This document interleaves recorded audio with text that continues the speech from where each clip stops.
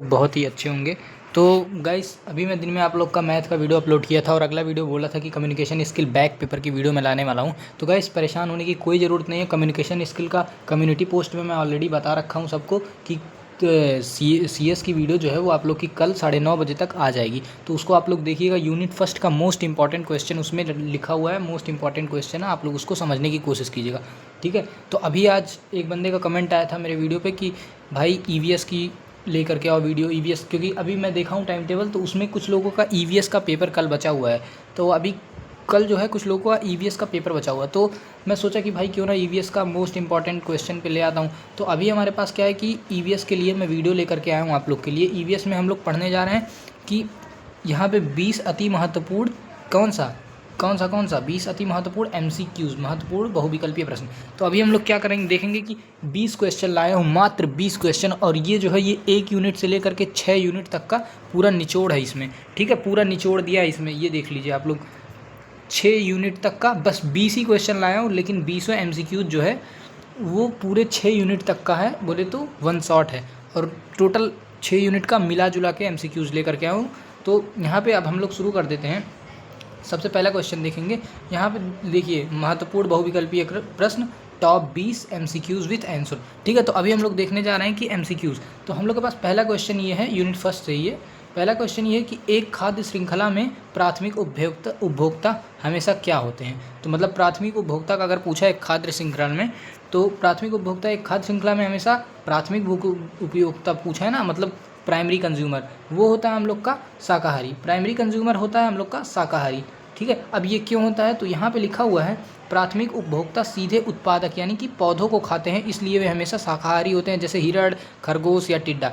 तो एक खाद्य श्रृंखला में प्राइमरी कंज्यूमर हमेशा एक शाकाहारी होते हैं। ठीक है, चलिए अब अगला क्वेश्चन देखते हैं। अगला क्वेश्चन हमारे पास ये है कि ओजोन परत वायुमंडल के किस भाग में पाई जाती है जो सूर्य की हानिकारक पराबैंगनी किरणों को रोकती है। ठीक है, तो यहाँ पे सूर्य की किरण जो है, ओजोन परत वायुमंडल के किस भाग में पाई जाती है जो सूर्य की हानिकारक पराबैंगनी किरणों को रोकती है। तो इसका आंसर हम लोग का हो जाएगा समताप मंडल, बी, ऑप्शन नंबर बी, समताप मंडल। ठीक है, तो समताप मंडल क्यों होगा, ओजोन परत मुख्य रूप से समताप मंडल में पृथ्वी से 15 से 30 किलोमीटर की ऊंचाई पर स्थित होती है। जो ओजोन परत होती है वायुमंडल में समताप मंडल भाग में पाई जाती है, जो कि पृथ्वी से 15 से 30 किलोमीटर के डिस्टेंस पर होती है। ठीक है, जो कि 15 से 30 किलोमीटर के ऊंचाई पर स्थित होती है, इसीलिए वहाँ की सूर्य की हानिकारक पराबैंगनी किरणों को रोकती है। तो ओजोन लेयर वायुमंडल के किस भाग में पाई जाती है, जो कि समताप मंडल होगा। ठीक है, अब अगला क्वेश्चन हम लोग देख लेते हैं। अगला क्वेश्चन हमारा ये है, ताजमहल के पीले होने और उसके संगमरमर के क्षरण, बोले तो मार्बल कैंसर, के लिए कौन सा पर्यावरणीय कारक जिम्मेदार है। तो इसका आंसर हम लोग का हो जाएगा acid rain, option number 3 acid rain, अम्लीय वर्षा। क्वेश्चन नंबर 3 ये कह रहा है कि ताजमहल के पीले होने और उसके संगमरमर के क्षरण के लिए कौन सा पर्यावरणीय कारक जिम्मेदार है। तो इसका हो जाएगा अम्लीय वर्षा, क्योंकि अम्लीय वर्षा में मौजूद सल्फ्यूरिक एसिड जो होता है वो संगमरमर यानी कि कैल्शियम कार्बोनेट से ही तो बनता है भाई संगमरमर। तो अम्लीय वर्षा में मौजूद सल्फ्यूरिक एसिड कैल्शियम कार्बोनेट के साथ क्रिया करके उसे पीला और कमज़ोर बना देता है। ठीक है, तो इसका आंसर हो जाएगा हम लोग का option number C, acid rain. Taj Mahal के पीले होने और उसके संगमरमर के क्षरण के लिए एसिड रेन जिम्मेदार होता है। ठीक है, अब हम लोग अगला क्वेश्चन देखते हैं। अगला क्वेश्चन हमारा ये कहता है कि लंदन धूम्रपान मुख्य रूप से वायुमंडल में किस प्रदूषक की अत्यधिक मात्रा के कारण हुआ था। तो ये क्वेश्चन थोड़ा टफ लग सकता है, लेकिन आप लोग समझने की कोशिश कीजिएगा। लंदन धूम्रपान मुख्य रूप से वायुमंडल में किस प्रदूषक की अत्यधिक मात्रा के कारण हुआ था। ठीक है, तो इसका आंसर हो जाएगा हम लोग का option number A, sulphur dioxide और कोयले का धुआं। ठीक है, सल्फर डाइऑक्साइड और कोयले का धुआं। 1952 में महान लंदन स्मॉग सर्दियों में कोयले के अत्यधिक दहन से निकले हुए धुएं और कोहरे के साथ मिलने से बना था। ठीक है, तो लंदन धूम्रपान जो है वो सल्फर डाइऑक्साइड और कोयले के धुएं के कारण अत्यधिक प्रदूषक हुआ था। ठीक है, तो अब हम लोग अगला क्वेश्चन देखते हैं। अगला क्वेश्चन ये है कि ओजोन परत को नष्ट करने वाली मुख्य विलायक, बोले तो CFC का पूर्ण रूप क्या है। तो इसको एक तरह से हम लोग कह सकते हैं कि CFC का फुल फॉर्म क्या होता है। तो CFC का फुल फॉर्म यहाँ पे लिखा है ऑप्शन नंबर बी क्लोरोफ्लोरोकार्बन। क्या? क्लोरोफ्लोरोकार्बन, ये तो आप लोग को पता ही होगा। Option number B chlorofluorocarbon, ozone परत को नष्ट करने वाला मुख्य विलायक CFC, मतलब कि क्लोरोफ्लोरोकार्बन। अब यहाँ से एक और क्वेश्चन बन सकता है, क्लोरोफ्लोरोकार्बन का काम क्या होता है? ये ओजोन परत को आपका नष्ट करता है, ठीक है। ये होता है आप लोग का क्लोरोफ्लोरोकार्बन यानी कि CFC का काम। अब अगला क्वेश्चन हम लोग का ये है कि पीने के पानी में फ्लोराइड की अत्यधिक मात्रा होने से शरीर का कौन सा हिस्सा मुख्य रूप से प्रभावित होता है? तो इसका आंसर हम लोग का हो जाएगा ऑप्शन नंबर सी, दांत और हड्डियाँ।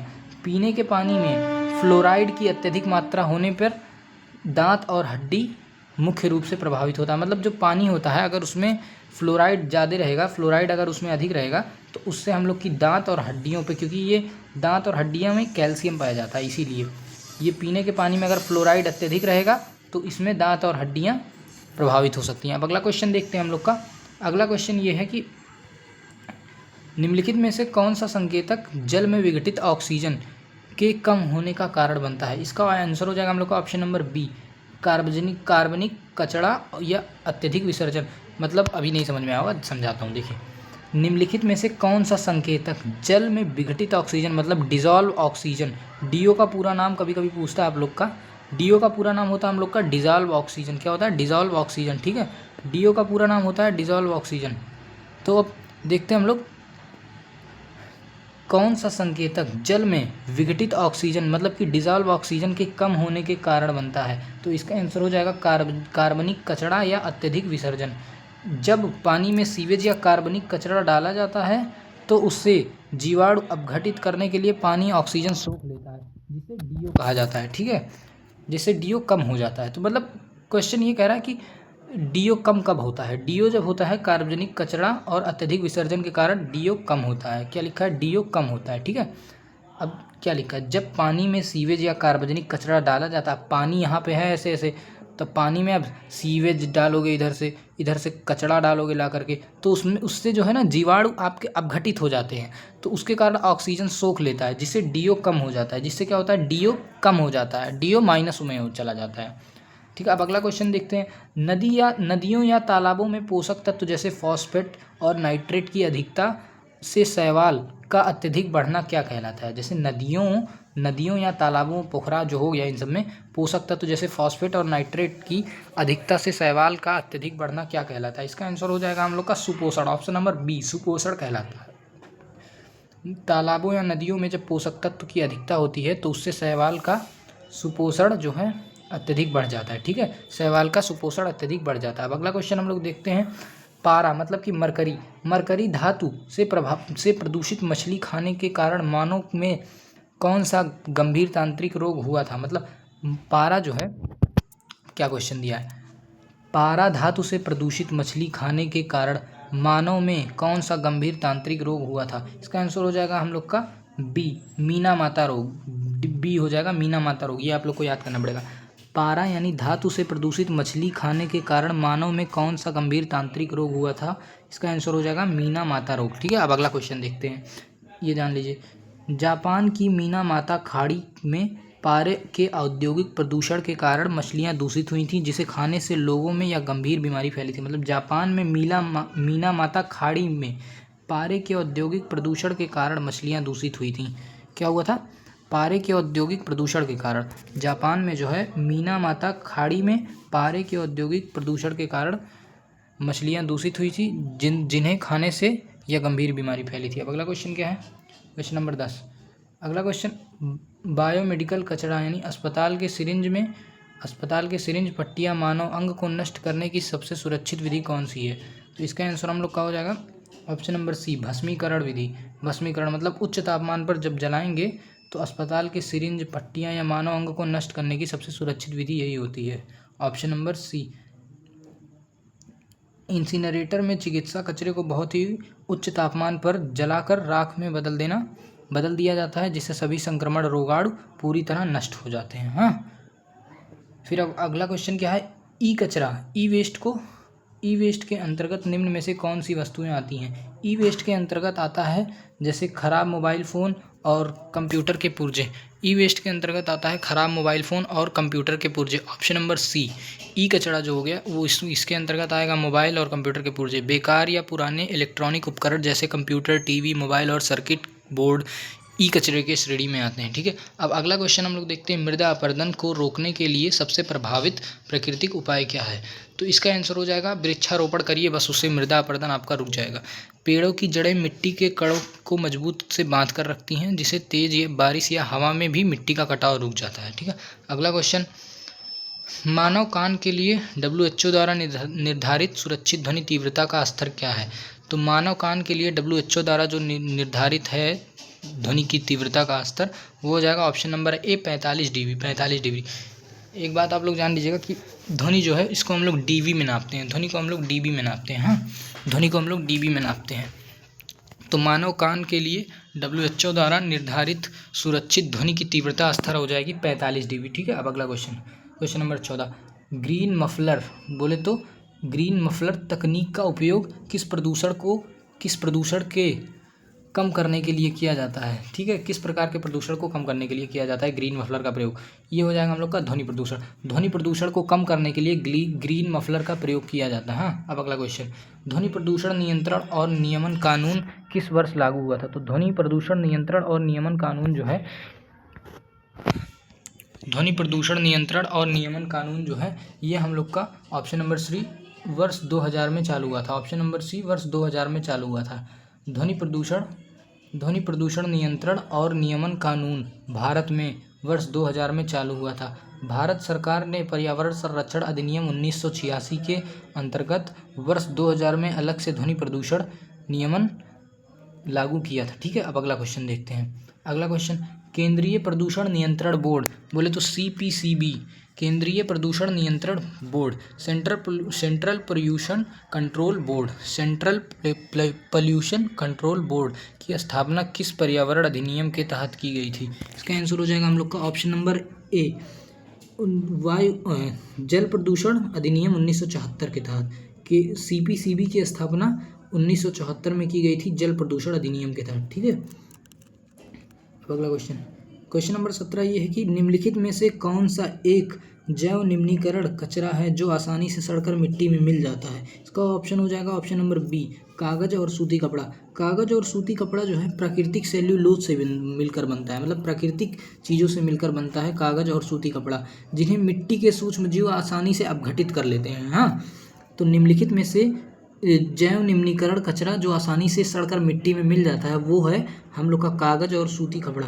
अब क्वेश्चन नंबर 18, वायु प्रदूषण के स्तर को प्रदर्शित करने वाला सूचकांक AQI का पूर्ण रूप क्या है। मतलब इसमें लिखा है कि AQI जो है वो वायु प्रदूषण के स्तर को दिखाता है। AQI जो है वायु प्रदूषण के स्तर को दिखाता है, तो इसका पूरा नाम क्या है। इसका पूरा नाम हो जाएगा option number B, air quality index. AQI का पूरा नाम हो जाएगा एयर क्वालिटी इंडेक्स।